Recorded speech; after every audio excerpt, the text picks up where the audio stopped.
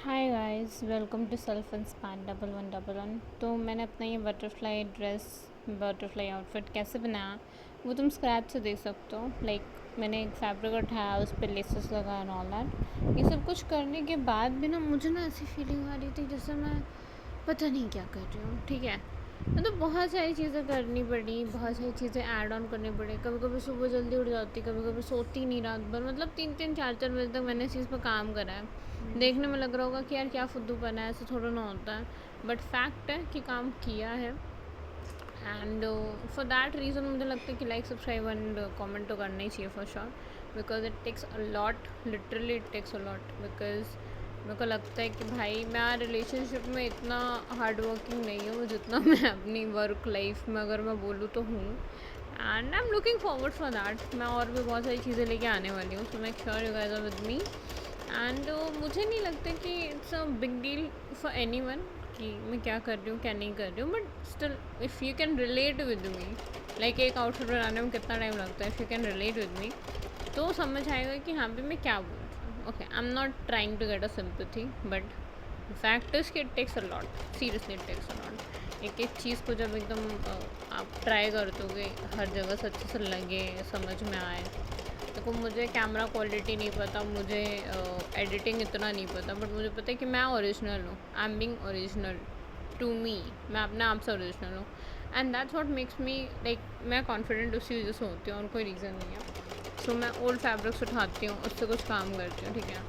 Additional जो चीज़ें होती हैं वो तो अलग है, बट मैं ट्राई करती हूँ कि मैं ज़्यादातर ओल्ड फैब्रिक्स ही उठाऊँ, बिकॉज नए फैब्रिक ले आ करके कुछ भी बनाना इट्स सो ईज़ी, किसी को भी कॉपी करना इट्स सो ईज़ी।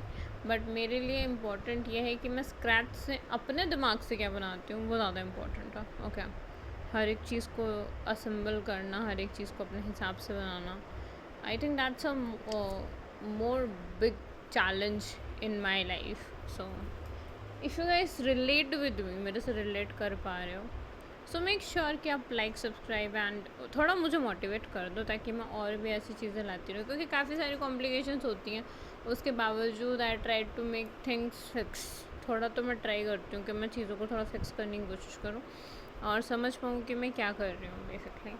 तो उन सब चीज़ों से अगर आप रिलेट कर पा रहे हो, अगर आप समझ पा रहे हो कि हाँ भाई ये नहीं ये है, this girl is doing good and all that, तो मेक श्योर कि आप मुझे कमेंट करके बताओ लॉट ऑफ थिंग्स। ओके, मेरे चैनल पर भी बहुत सारी चीज़ें मिल जाएंगी for sure, but this is my hard work for my one outfit.